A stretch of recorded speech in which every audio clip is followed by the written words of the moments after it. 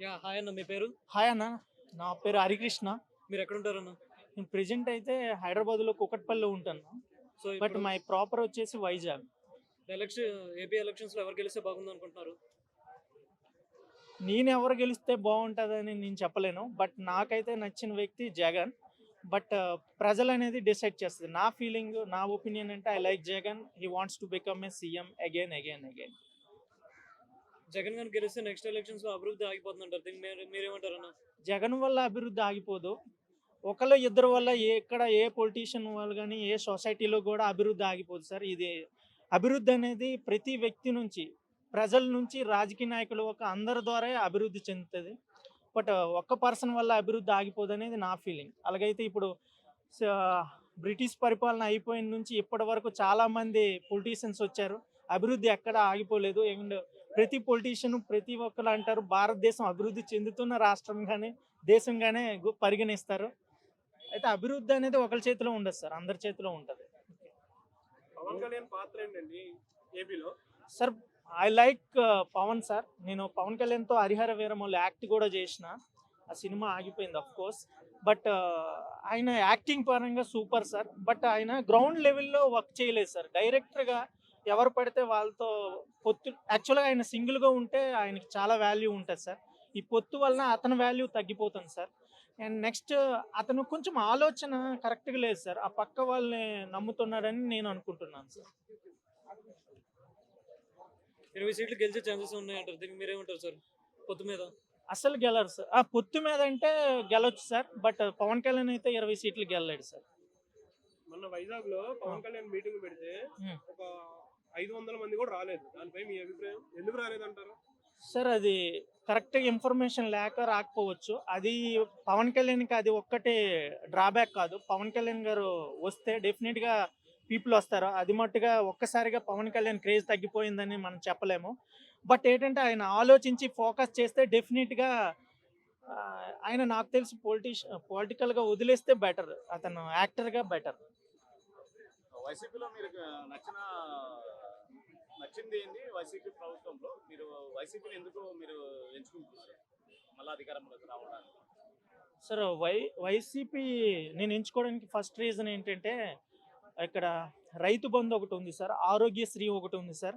Next విలేజ్‌లో మనం ఒక ఏదైనా ఫామ్ మనము బర్త్ సర్టిఫికేట్ గానీ, ఏదైనా సర్టిఫికేట్ చేయాలంటే చాలా ప్రాబ్లమ్ అయ్యేది సార్. ఇక్కడ సిటీలో ఉన్న వాళ్ళు గూడా అక్కడికెళ్ళి అదే ఇప్పుడు అదేదో ఉంటారు గ్రామ కదా! సచివాలయం. గ్రామ గ్రామ సచివాలయం సచివాలయం. అవన్నీ మంచిగా నచ్చింది సార్ అదొకటి బాగా.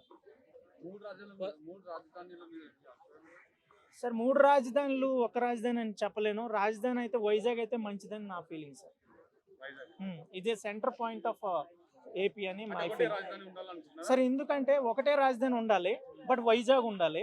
వైజాగ్ ఎందుకు ఉండాలంటే ఒక ఒక స్టేట్‌లో ఏదైనా ఒకటి డెవలప్ అవ్వాలంటే చాలా టైం పడతది సార్. వైజాగ్ ఆల్రెడీ డెవలప్ ఉంది. Next beautiful city sir. Compare to Amaravati Vizag is a beautiful city. That's why I prefer to Kurnool ఎందుకు అనుకుంటున్నారు? It sir. కర్నూలు సార్ కర్నూలులో ఏంటంటే మనకి హైదరాబాద్ ఇంత డెవలప్ అవ్వడానికి కారణం climate sir. Weather is nice. But కర్నూలులో అంత సఫిషియెంట్ వెదర్ లేదని నా ఫీలింగ్ సార్. ఇప్పుడు వైసీపీ గనుక వస్తే అభివృద్ధి పరంగా వెనకబడుతుందంటారు. దీనికి మీరేమంటారు సార్? హైటియా? ఐటీ కాదు నార్మల్‌గా అభివృద్ధి పరంగా వెనకబడుతుందంటారు. దీనికి మీరేమంటారు? No sir. వైసీసీపీ ఎప్పుడైనా పథకాల ప్రకారంగానే ఒక ముందుకెళ్తుందంటారు. ప్రభుత్వం వచ్చి 5 ఇయర్స్‌లో ఏది చేయలేరు సార్. ఆళ్ళు సెట్ అవ్వడానికి మినిమమ్ 5 ఇయర్స్ పడతది సార్. అది ఇంకా మనకు కంటిన్యూ చేయాలంటే మినిమమ్ ఒక ప్రభుత్వం 10 ఇయర్స్, 15 ఇయర్స్ చేస్తేనే డెవలప్‌మెంట్ కనబడతది సార్. ఇప్పుడు 5 ఇయర్స్ ఇప్పుడు వీళ్ళని తీసేసామనుకో నెక్స్ట్ 5 ఇయర్స్ తెలుగుదేశం వస్తది సార్. ఈ మధ్యన వీళ్ళంతా లాస్ అయిన డబ్బు మళ్ళా వీళ్ళు ఏరుకోవడానికే సరిపోతది. మళ్ళా వైఎస్‌సీపీ ఇలాగ చేంజింగ్ అయితే చేయకూడదు సార్. మినిమమ్ ఒక పార్టీ అనేది 10 ఇయర్స్, 15 ఇయర్స్ వర్క్ చేస్తేనే వాళ్ళ యొక్క రిజల్ట్ కనిపిస్తది సార్. 5 ఇయర్స్‌లో ఎవరు ఏమీ కంప్లీట్ చేయలేరు సార్. అది. సార్ ఇప్పుడు వైసీపీ గనుక గెలిస్తే ఎంత మెజారిటీతో గెలిచే అవకాశం ఉందంటారు సార్? వైసీపీ గెలిస్తే మట్టుగా అగైన్ 150 సీట్స్ అబోవే వస్తాయి సార్. ఒకవేళ ఓడిపోతే కంప్లీట్‌గా ఓడిపోతది సార్. వస్తే మటుకు సీట్స్ 150 దాటే వస్తాయి సార్. ఈరోజు సీఎం గారు ఉద్దానంలో కిడ్నీ రీసెర్చ్ సెంటర్స్ ఇనాగ్రేషన్ చేశారు కదా, దీనిపై మీ అభిప్రాయం? It's useful sir. చాలా మంది డయాలిసిస్ పేషెంట్లు చిన్న చిన్న డబ్బులు లేక ఒక్క డయాలిసిస్ చేయడానికి 3000, 5000 పే చేస్తున్నారు సార్. వాళ్ళకి చాలా ప్రాబ్లమ్ సార్. నేను మా ఫ్రెండ్ వాళ్ళ వాళ్ళ మిస్సెస్కి ఎవ్రీ మంత్ 5,000 10,000 అయ్యింది సార్. ఇది పేషెంట్స్కి చాలా యూస్ఫుల్ అవుతుంది సార్. జన సైనికులకి అలయన్స్ అనేది నచ్చట్లేదు, దానిపైన మీ అభిప్రాయం? అలయన్సెస్ టీడీపీతో పొత్తు అనేది యా నచ్చట్లేదు. అది నచ్చట్లేదు సార్. ఈవెన్ నాకు కూడా నచ్చట్లేదు. నేను వైఎస్ఆర్సీపీ అయినా అది పొత్తుండడం ఎవరికి నచ్చట్లేదు సార్. ఒకవేళ టీడీపీతో జనసేన అలయన్స్ కనుక రేపు ప్రభుత్వం ఫామ్ చేస్తే సీఎం ఎవరు? సీఎం చంద్రబాబు నాయుడు అవుతారు సార్. పవన్ కళ్యాణ్ మీ ఇద్దరు కూర్చొని మాట్లాడుకుంటాం అంటున్నారు కదా, అది ఒట్టినే సార్, పవన్ చెప్తారు కళ్యాణ్ కానీ ఛాన్స్ లేదంటారా? అసలు చంద్రబాబు నాయుడు బతికిందే సీఎం పదం కోసం సార్. అంటే చంద్రబాబు నాయుడు బతికింది యా he wants to rule, he wants to become a CM, always he wants. I observed since 30 years every time he is focusing on CM, but he is not focused. Even దేవుడికి కూడా అతను దండం పెట్టినట్టు నేను చూడలేదు సార్. రెక్లెస్ గా ఉంటాడు. చంద్రబాబు గారు కులనాయకుడా ప్రజానాయకుడు అండి? ప్రజానాయకుడు కాదు సార్, కులనాయకుడు. ఆఫ్ కోర్స్ అమరావతి భూములన్నీ వాళ్ళ కులానికే అప్పచెప్పారు అంటున్నారు, అది నిజమా? అది నేను చెప్పలేను సార్. యాక్చువల్గా నేను వెళ్ళలేదు అక్కడికి. బట్ మోస్ట్లీ తెలుగుదేశంలో ఏమవుతుందంటే అది మటుకు జరుగుతుంది సార్. ఎప్పుడు ఒక కమ్మాస్ అని ఈ క్యాస్ట్ ఫీలింగ్ స్టార్ట్ అయిందే ఎన్టీఆర్ నుంచి సార్. ఇప్పుడు అది కంటిన్యూ అవుతుంది బాలకృష్ణ గారు అండ్ చంద్రబాబు నాయుడు నుంచి. క్యాస్ట్ అనేది ఉండకూడదు సార్ ఎక్కడ కూడా. అది అయితే చంద్రబాబు నాయుడు గారు మొన్న సీఎం గారిని ఉద్దేశించి పొటాటోకి బంగాళదుంపకి ఆలుగడ్డకి తేడా తెలియదు సార్. అది ఎవరైనా వర్డ్స్ అనేవి ఒక్కోసారి స్పీచ్ చేసినప్పుడు అవి రాంగ్ వస్తాయి సార్. యాక్చువల్గా Jagan studied from English medium. He doesn't know how to use the Telugu words and that's why he spoke wrong words. అయితే కక్ష తీర్చుకోవడానికే చంద్రబాబు మీద కేసులు పెట్టారు అంటున్నారు సార్. అలాగంటే జగన్ మీద ఒక 200 కేసెస్ పెట్టారు సార్. అది కక్ష అయితే ఇది కూడా కక్షే సార్. అంతేగాని ఆయన లేదు సార్, ఉద్దేశపూర్వకంగా ఎప్పుడు నాకు తెలిసి జగన్ చేయడని నా ఫీలింగ్ సార్. ఎందుకంటే అతనిలో ఎప్పుడు నేను నెగిటివ్ చూడలేదు sir. While he talking he speak very peacefully and intelligently. ఇప్పుడు నాడుండేలో స్కూల్స్ మీద అభిప్రాయం yeah super sir.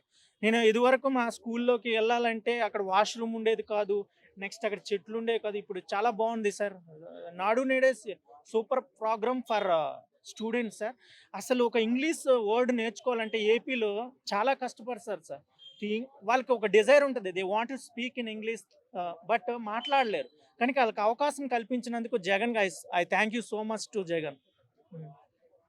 Sir Nagababu garu Janasena TDP యొక్క అద్భుతమైన పాలన 2023లో చూస్తారు అంటారు, అది నిజంగా వస్తుంది అంటారా? అది నిజంగానే రాదు సార్. అసలు జనసేన లేదు సార్. ఇది జనసేన నాకు తెలిసి ఎలక్షన్ తర్వాత అంతమైపోతుందని నేను అనుకుంటున్నాను. నిజంగానే అద్భుతమైన పాలన ఉంటుంది అంటారండి నాగబాబు చెప్పినట్టు? సార్ బేసిక్ ఇక్కడ గ్రౌండ్ లెవెల్లోని ఇప్పుడు పదవి రాకముందే చేయనప్పుడు పదవి వచ్చిన తర్వాత ఏం చేస్తారు సార్?